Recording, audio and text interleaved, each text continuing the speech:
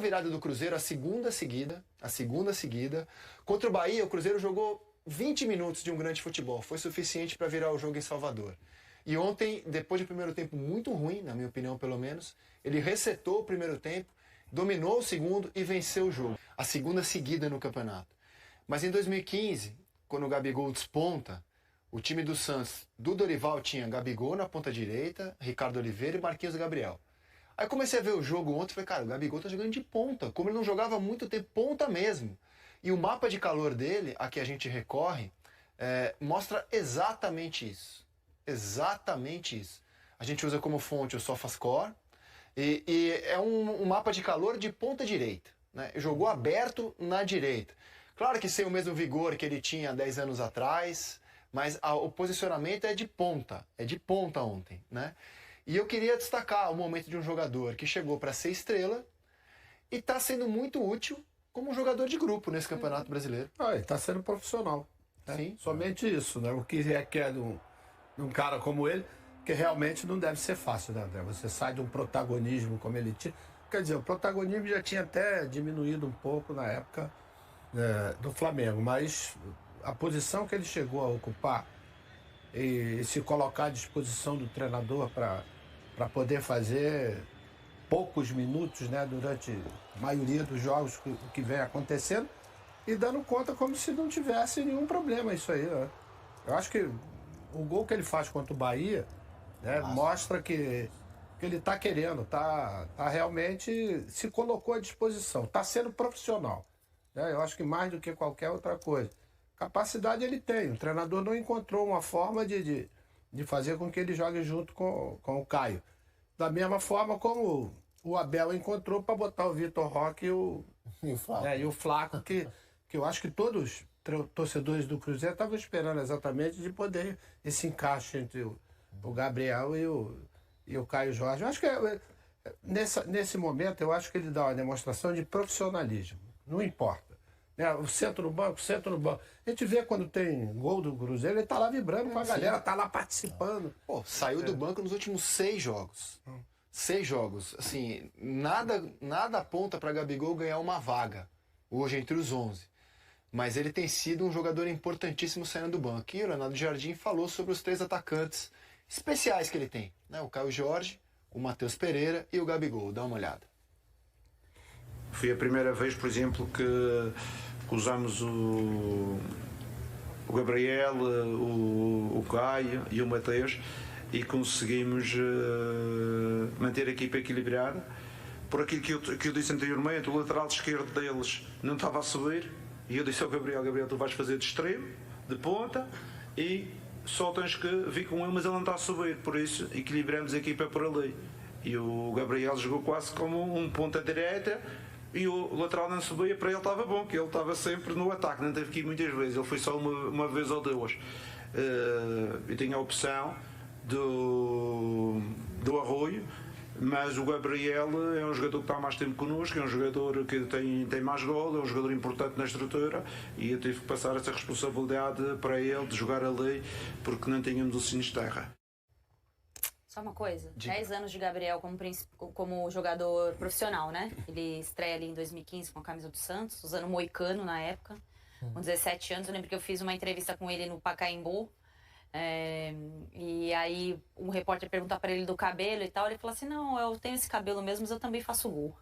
Porque a dúvida era o cabelo, vão te chamar de Gabigol, porque ele traz esse apelido da base, né? E aí todo mundo ficava, né, mas você vai ser chamado de Gabigol mesmo no time principal? Você vai usar esse cabelo moicano? Tipo, você não é ninguém ainda, né? Você tá surgindo agora. Ele falou, eu tenho esse cabelo, mas eu também faço gol. 10 anos depois a gente viu ele já jogando e sendo decisivo como 9, como 10, fazendo dupla com o Pedro, jogando pelo lado, jogando como ponta no Santos e agora retomando essa posição. E ele não tem 30 anos e eu acho que um jogador do tamanho do Gabriel, tem sido ídolo aí da torcida do Flamengo, né, conquistando tudo que ele conquistou, ele podia tranquilamente sentar na idolatria dele e cobrar espaço pelo que ele já foi. Muito pelo contrário. Ele aceitou, entre aspas, porque ele já disse que no final do ano vai conversar sobre essa minutagem que ele quer ter pensando no próximo ano. E ele tá muito entrosado com a cidade. O torcedor, eu fui a Belo Horizonte em 2 ocasiões agora na reta final do Brasileiro Feminino, na semi e na final. E o torcedor do Cruzeiro está muito entrosado com ele, com a relação que ele construiu com o time, com o respeito que ele teve com o time. Ele acompanha o futebol feminino, vai nos jogos, vai nos treinos das meninas. Ele se envolveu de fato com o Cruzeiro. Eu acho que isso é muito especial por parte do Gabriel, nesse ano que ele faz essa troca tão importante, tão impactante para a carreira dele. Ele termina a temporada sendo decisivo, embora ele não tenha um grande ano com o Flamengo na temporada passada, mas ele vai e busca esse lugar no Cruzeiro, mostrando que ele ainda tinha repertório. E aí troca o treinador, e aí acontece o que aconteceu, o Cruzeiro encontra uma forma de jogar e ele vai para o banco de reservas. Só que em nenhum momento ele deu carteirada. E ele poderia causar um desconforto de ser quem ele é para buscar no grito ali o que ele poderia ser como titular, e isso não aconteceu. Eu acho que isso também é um dos méritos do sucesso da gestão que vem passando o Cruzeiro, com contratações interessantes. É um time também que não é um time barato. Foi buscar o Fabrício Bruno, foi buscar o Arroio, foi buscar jogadores bem interessantes para montar esse elenco. Eu acho que o Cruzeiro desse ano tem tudo para ser, pode até ser campeão da Copa do Brasil, tá brigando pelo título brasileiro, e eu acho que o Cruzeiro de 2026 vai ser ainda melhor e vai balançar as estruturas do mercado do futebol brasileiro, eu tenho certeza disso. E eu vou te dar uma outra informação: o presidente Pedrinho assiste todos os dias o seu programa e diz que no fechamento vocês falam um por cima do outro, ele fica irritado e vai dormir. Ele tem razão, tomara que a gente tenha melhorado ontem e o nosso programa, né? Ele tem razão, inclusive espero que a gente tenha melhorado isso ontem no fechamento, presidente, e é o nosso programa, Seleção Sport TV. Você pega as atuações do Cruzeiro contra o Mirassol, as atuações do Cruzeiro contra o Bahia, e ontem...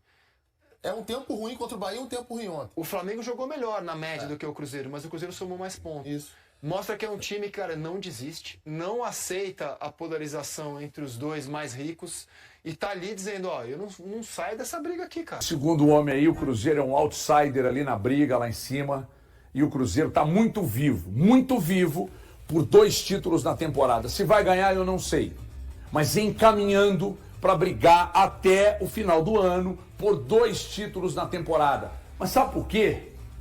Sabe por quê? Serei repetitivo porque o Cruzeiro repete, o Cruzeiro só ganha. Então serei repetitivo. Sabe por quê? Porque um clube bem gerido, bem cuidado, o futebol bem gerido e bem cuidado, todo mundo sente. E aí quem vai para campo tem vergonha de não entregar. Sabe por quê? Porque por trás desse momento de entrar em campo, seja titular ou seja durante o jogo, porque por trás disso tudo tem uma proposta, tem um propósito, tá certo? Tem processos por trás de tudo isso.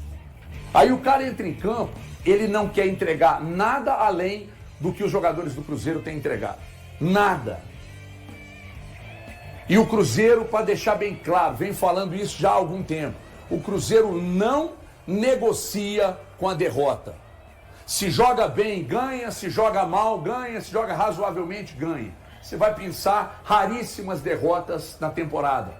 E você vai ter mais dificuldades para pensar ainda mais jogos em que o Cruzeiro foi engolido pelo adversário, envolvido pelo adversário, que tudo tenha dado errado. Você vai puxar pela memória aí, você não vai se lembrar.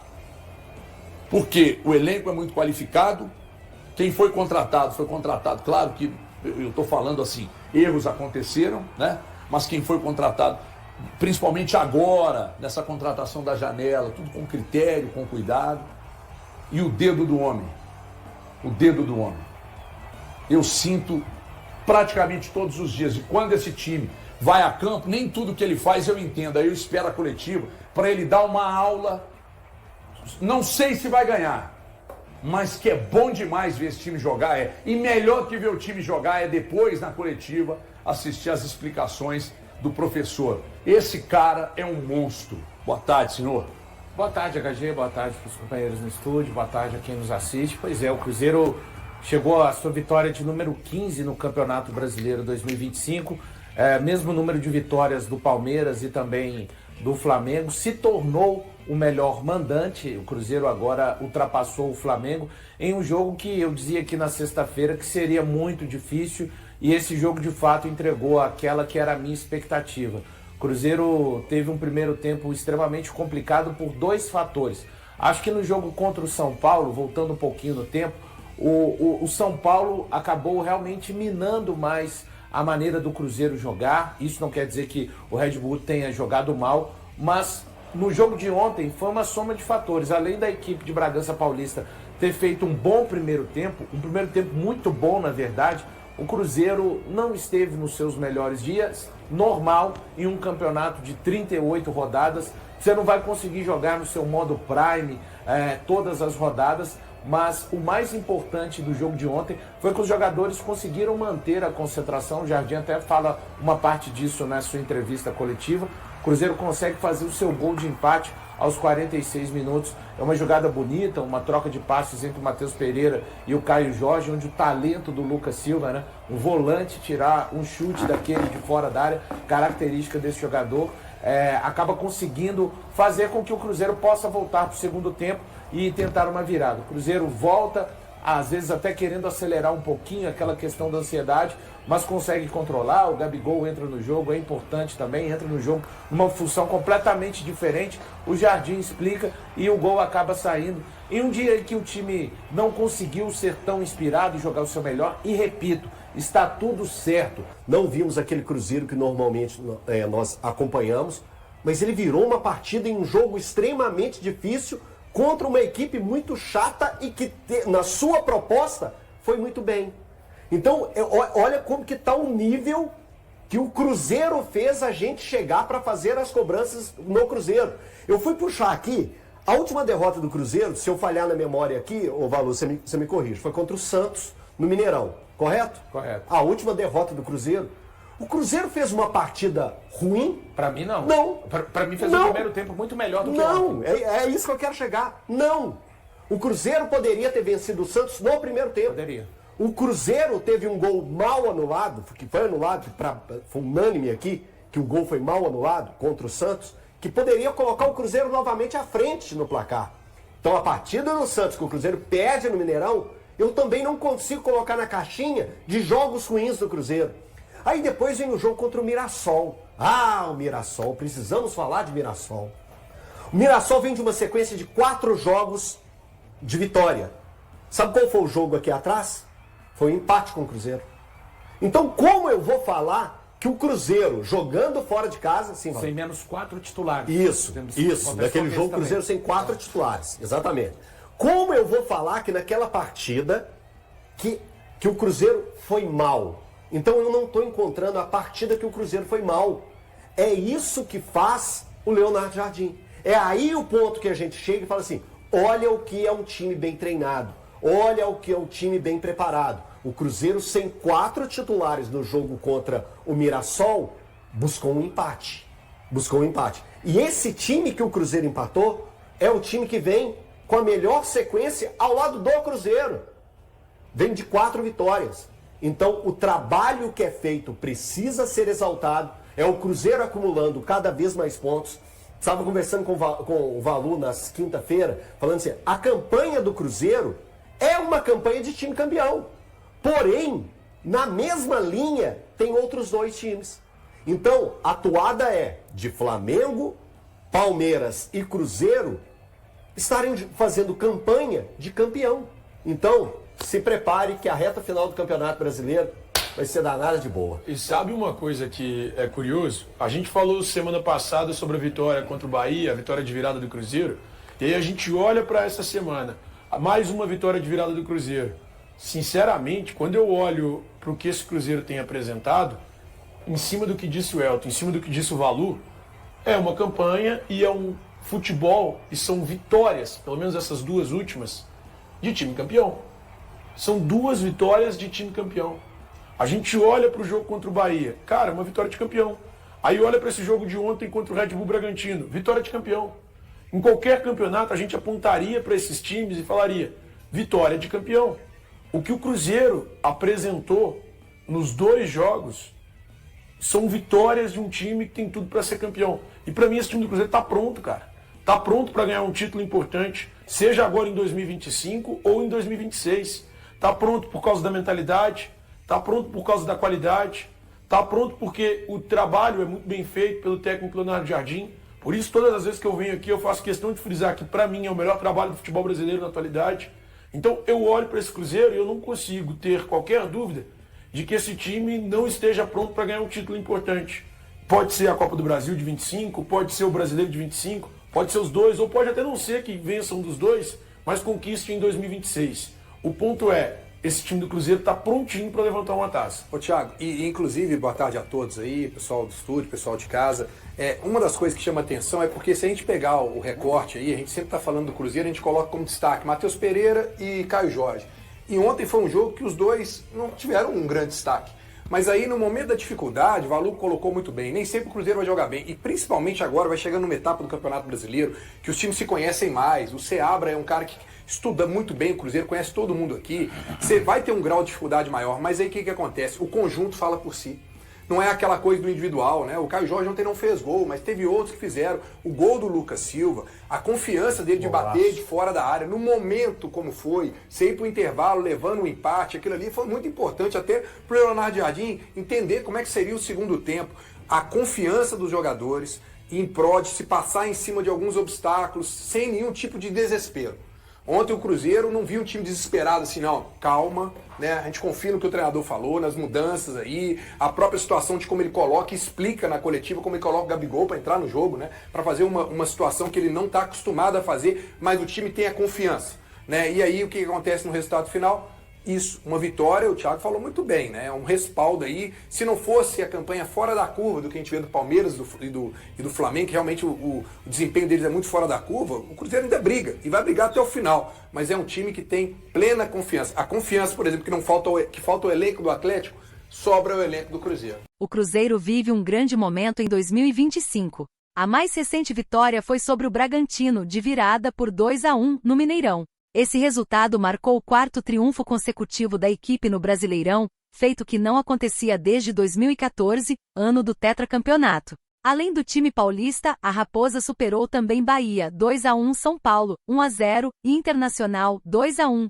Na campanha de 2014, o clube alcançou 2 séries de 4 vitórias seguidas e mais adiante, uma sequência de 5 resultados positivos na reta final.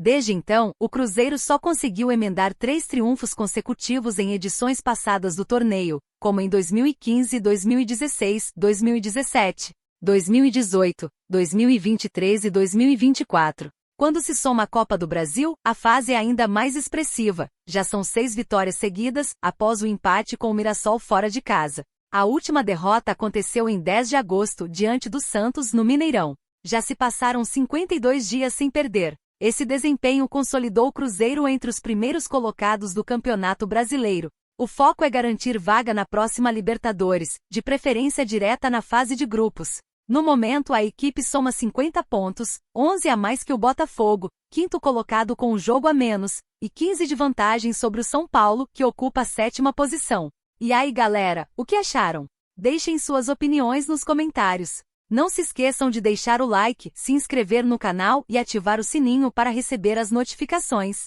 Até mais, Nação Celeste! Vamos pra frente!